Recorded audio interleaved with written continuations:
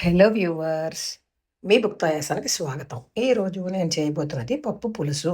దీనికి కావాల్సిన పదార్థములు: కందిపప్పు 100 గ్రాములు, ఉల్లిపాయలు 2 అండి. పులుసుకి ఈ పొడి ఇంట్లో చేసుకోవాలి. ధనియాలు 1 స్పూను, ఆవాలు 1/2 స్పూను, మెంతులు 1/2 స్పూను, ఎండుమిరపకాయలు 2, పండు ఉసిరికాయంత మగ్గు తీసి పెట్టుకోవాలి. పసుపు కొంచెం, ఉప్పు రుచికి సరిపడా, నూనె 1 స్పూను, కరివేపాకు కొంచెం, ఒక పచ్చిమిరపకాయ, చిన్న బెల్లం ముక్క, వెల్లుల్లిపాయలు, అలాగే పోపుకి ఆవాలు, ఇంగువ, మిరపకాయ ముక్క. ముందుగా పులుసు పొడికి కావాల్సిన ధనియాలు, మెంతులు, ఆవాలు, ఎండుమిరపకాయలు వేసి ఎర్రగా వేయించుకోవాలండి.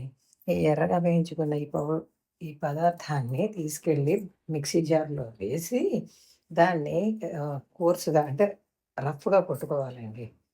ఇప్పుడు కందిపప్పుని ఎర్రగా వేయించుకోవాలండి.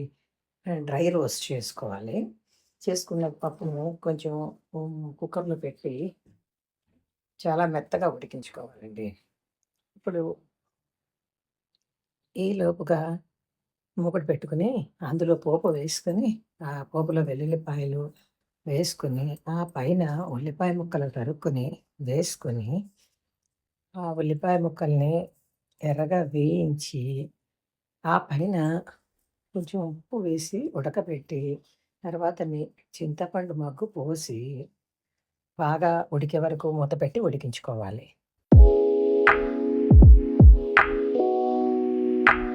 ఇప్పుడు చిన్న బెల్లం ముక్క, పచ్చిమిరపకాయ వేసి, అది ఇంకా బాగా ఉడకనివ్వాలండి. ఇది ఇది ఉల్లిపాయ కొంచెం కసకసలాడకుండా ఉడికించుకోవాలి. ఇప్పుడు ఈ ఉడికించుకున్న కందిపప్పును తీసి, ఆ పప్పు ఉడికిన ఉల్లిపాయల్లో పొయ్యాలి. ఆ పైన ఇప్పుడు ఇదేనండి మెయిన్ ఇంగ్రీడియెంటు. ఈ పులుసు పొడిని దాని పైన వేసి, కరివేపాకు కూడా వేసి బాగా మరగనివ్వాలండి. ఎంత బాగా మరిగితే అంత బావుంటుందండి. మా చిన్నప్పుడు సాంబార్ పొడులు అవి వాడేవారు కాదు అమ్మ వాళ్ళు. ఈ పొడితోనే మాకు చిన్న ఉల్లిపాయలు దొరుకుతాయి కదండీ! సాంబార్ ఉల్లిపాయలు. వాటితో పులుసు చేసి పెట్టేవారు. ఆ రుచి చాలా చాలా బావుంటుంది. అందుకని ఇప్పుడు చిన్న ఉల్లిపాయలు లేవని నేను ఈ ఉల్లిపాయలతో చేశానండి. దీన్ని చిన్న ఉల్లిపాయలతో చేసుకుంటే చాలా బావుంటుంది. నా రెసిపీ కనుక మీకు నచ్చినట్లయితే సబ్స్క్రైబ్ చేసి, షేర్ చేసి, లైక్ చేయండి. Thank you.